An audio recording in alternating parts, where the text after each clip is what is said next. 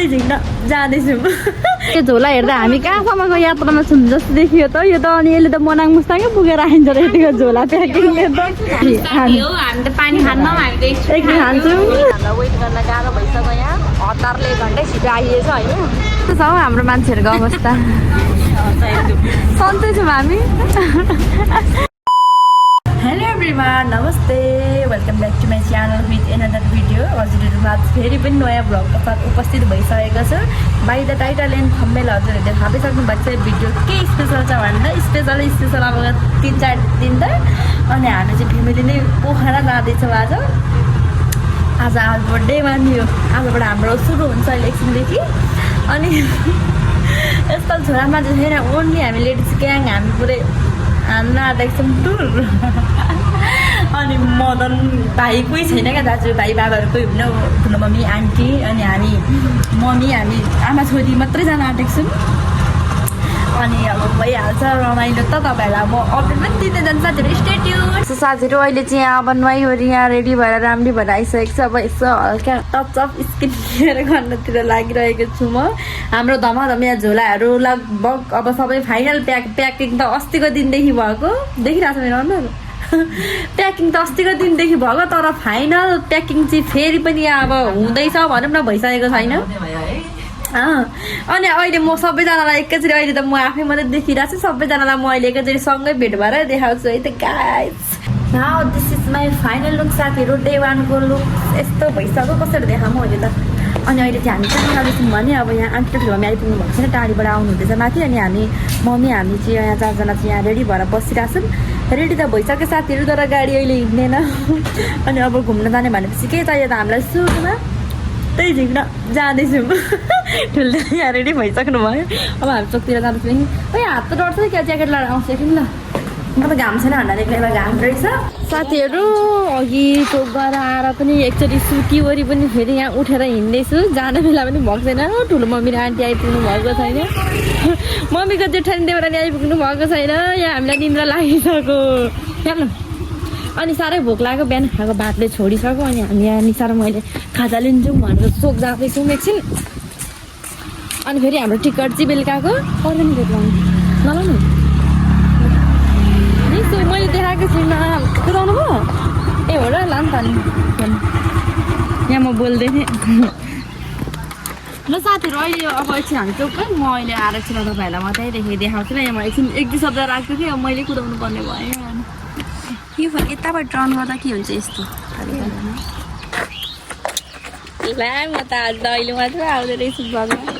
यहाँ देख्न सक्नुहुन्छ यो झोला हेर्दा हामी कहाँसम्मको यात्रामा छौँ जस्तो देखियो त। यो त अनि यसले त मनाङ मुस्ताङै पुगेर आइन्छ र यतिको झोला प्याकिङले त। तर चाहिँ हामी पोखरादेखि घान्तोकसम्म मात्रै जान्छौँ ल। तर यो झोलाको हालत हेर्दा यहाँ बाहिर निस्केर बाटोसम्म चाहिँ निस्केर रेडी भयौँ साथीहरू। यहाँ सफारी अब गाडी चढ्ने ठाउँसम्म त सफारीमा जानु पर्यो, हिँड्दै अब यत्रो झोला बोकेर जान सम्भव छैन ल। गाइजहरू रेडी हो सबैजना? हामी एकदम रेडी भएर ल। निसाको धान सकेको छैन, अझै कुद्दैछौँ।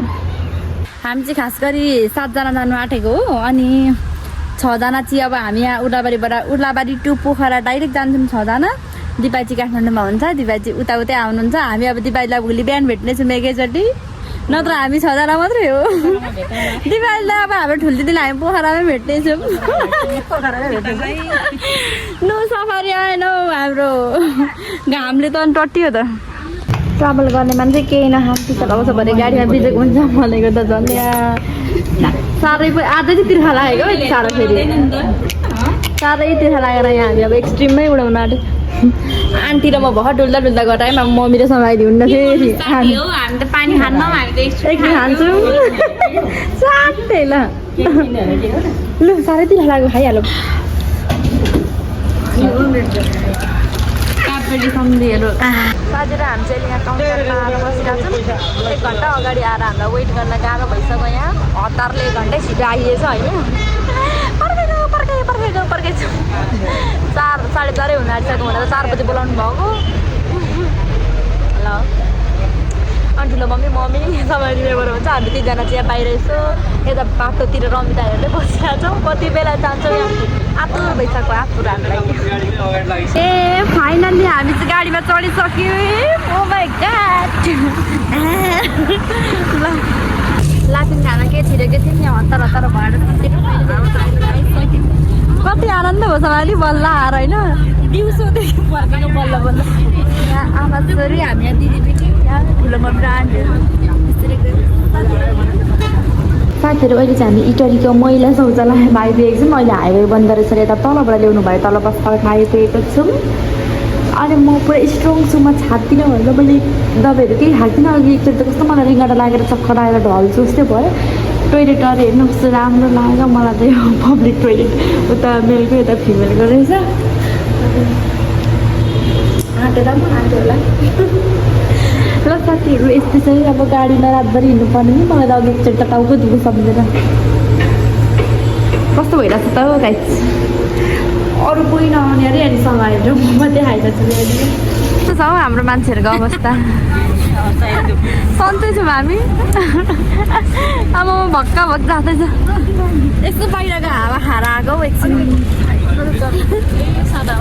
के हो यो पक्कन हो आनन्द भयो एकचोटि त अब बाहिर निस्केर आयो। हामी चाहिँ इटलीबाट हिँडिसक्यौँ। अब हाम्रो असली यात्रा सुरु भयो होइन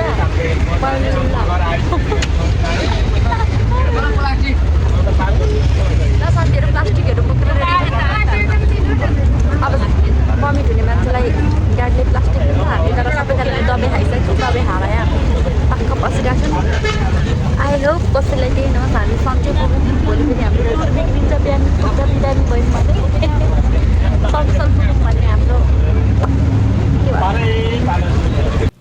र अहिले चाहिँ हामी रातिको 11 बजे खाना खाने ठाउँमा आइसकेका छौँ। यहाँ चाहिँ धेरै हल्ला थियो र मैले साउन्ड कट गरेर भोइसओभर गरेको छु साथीहरू।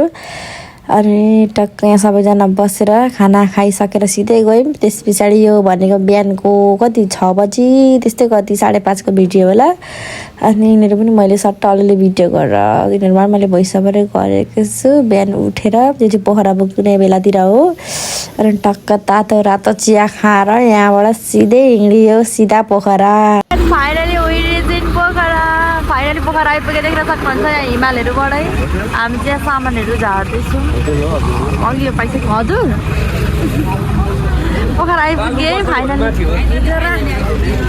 रातिदेखि हिँडेको बल्ल बल्ल आइपुगिँदैछ यहाँ मजा भयो आइपुग्दा त बिहानै हिमाल देखेर यहाँ मजा भयो। हामी अब यहाँ ट्याक्सी बुक गरेर जान्छौँ होला होटल चाहिँ हाम्रो अलरेडी बुकिङ भइरहेको छ। कस्तो भइरहेछ गाइड मजा भइरहेछ नि हामीलाई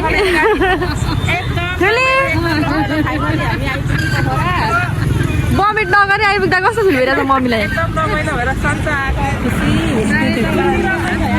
गाडीमा हिँड्ने बित्तिकै बमिट गर्ने मम्मीलाई सन्चो भइरहेछ। हामी चाहिँ पुरै गाडीबाट उत्रेर यहाँ ट्याक्सीमा जाँदैछौँ। यहाँ 4 जनाभन्दा धेरै नआँटिने रहेछ एउटामा। अनि हामी भयौँ 6 जना त्यही भएर हामी 3 जना चढेको छौँ दुईटामा। एउटामा मम्मी म निसा अर्कोमा आन्टी समाधि ठुलो मम्मी हुनुहुन्छ।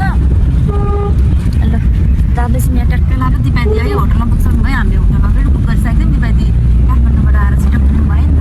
अनि हामी पनि यहाँ जाँदैछौँ नआउँछौँ घर एकचोटि पेटमा ढालिहाल्नु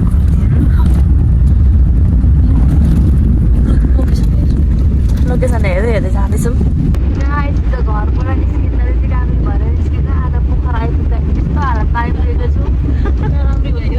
राम्रै भएर हिँडेको पोखरा आउँदा मात्रै यस्तो झुसिले सरी भएर आइपुगेको छु। अब हामी गएर यो